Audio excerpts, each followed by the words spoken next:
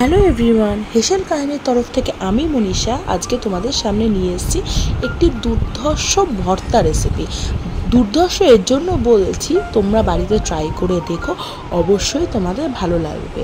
এবং এটার মেন আকর্ষণ হচ্ছে খোসা, যেগুলো আমরা জেনারেলি না খেয়ে আমরা ফেলে দিই, সেই খোসাটারই যদি আমি ইউজ করতে পারি এবং খুব ভালো ওয়েতে, তাহলে কিন্তু কোনো কথা নেই।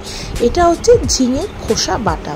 ঝিঙের খোসাটাকে আমি একটু মোটা করে কেটে নেব, নিয়ে তারপরে সেটাকে ভালো করে জলে ধুয়ে সেটাকে আমি সেদ্ধ করতে বসিয়ে দিলাম। আমি এর সাথে নুন অ্যাড করিনি, তোমরাও অ্যাড করো না।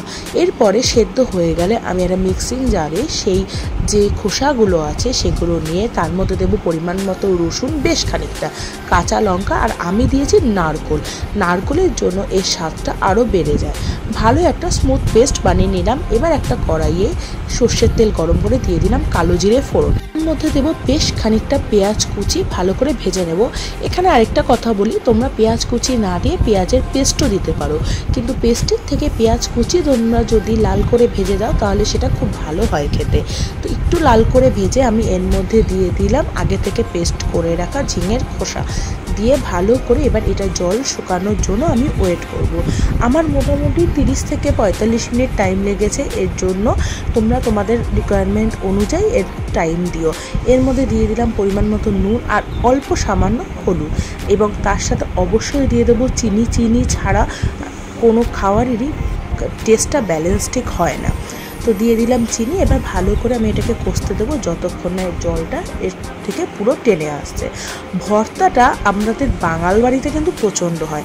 আমি যেহেতু বাঙাল বাড়ির মেয়ে প্লাস বাঙাল বাড়িরই বউ, তো আমাদের বাড়িতে ঝিঙের খোসা বাটা বলো বা চিংড়ি মাছের মাথা ভর্তা বলো, যে কোনো টাইপের ভর্তা আমাদের বাড়িতে খুব চলে।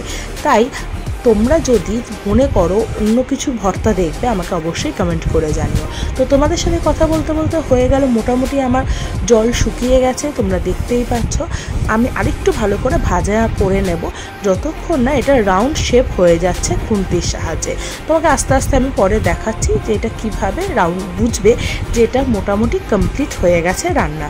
যতক্ষণ না এটা খুন্তি দিয়ে রাউন্ড শেপে আসছে ততক্ষণ অবধি আমাদের এটাকে ভেজে যেতে হবে। এবং লাস্টের দিকে একটু, যেহেতু এর সাথে কড়াইয়ে লেগে যাওয়ার একটা প্রবণতা দেখা যায়, তো আমি অবশ্যই সাজেস্ট করব লাস্টের দিকে বারবার করে নাড়াতে। এই হচ্ছে আমার ফাইনাল লুক। আর যদি তোমার রেসিপিটা ভালো লেগে থাকে তাহলে লাইক, কমেন্ট অ্যান্ড শেয়ার করতে ভুলো না। আর ভালো লাগলে অবশ্যই চ্যানেলটিকে সাবস্ক্রাইব করে দিও।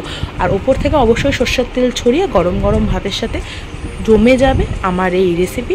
তোমাদের কেমন লাগলো আমাকে জানাতে ভুলো না। তো আজকের জন্য আসছি, পরে আবার দেখা হচ্ছে নতুন একটা রেসিপি নিয়ে।